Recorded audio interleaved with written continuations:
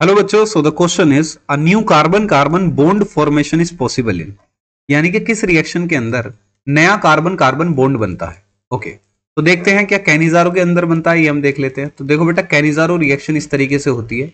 बिना alpha hydrogen वाला aldehyde react करता है इस तरीके से, बेस के साथ रिएक्शन कराते हैं तो इस तरीके से ये रिएक्शन होती है। यहां पर हम देखेंगे ड्यूरिंग द रिएक्शन ये पॉसिबल हो रहा है या नहीं हो रहा।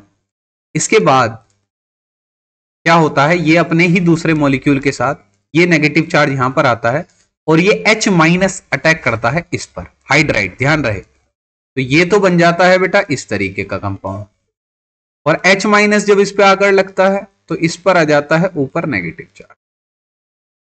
ठीक है, तो यहां पर अगर हम देखें तो देखिए यहां पर बाद में प्रोटॉन ट्रांसफर हो जाता है, ये बन जाता है आपका HCOO माइनस और ये बन जाता है आपका OH।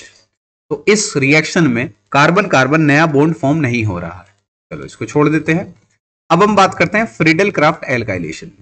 तो फॉर एग्जांपल मैं बेंजीन की रिएक्शन CH3Cl AlCl3 से कराऊं तो ये रिएक्शन फ्रीडल क्राफ्ट एल्काइलेशन कहलाएगी।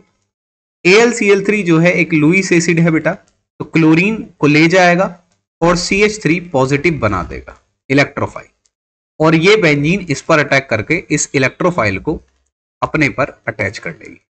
तो यहां पर आप देख सकते हैं इस कार्बन और इस कार्बन के बीच में एक नया बॉन्ड फॉर्म हो रहा है, तो हम कह सकते हैं फ्रीडल क्राफ्ट एल्काइलेशन में बॉन्ड फॉर्म होता है। क्लीमेंशन रिडक्शन की अगर मैं बात करूं तो एल्डिहाइड या कीटोन का रिडक्शन होता है बेटा ZnHgHCl। तो CHO जो ग्रुप है आपका, ये C double bond O group, ये CH2 में कन्वर्ट हो जाता है।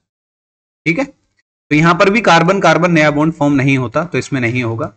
रीमर टीमान रिएक्शन की अगर मैं बात करूं तो रीमर टीमान रिएक्शन में बेटा क्या होता है, फिनोल की रिएक्शन हम कराते हैं CHCl3 क्लोरोफॉर्म से in the presence of an alkali, और यहां पर रिएक्शन होती है और सैलिसल्डिहाइड बनता है, यानी कि CHO यहां पर आता है।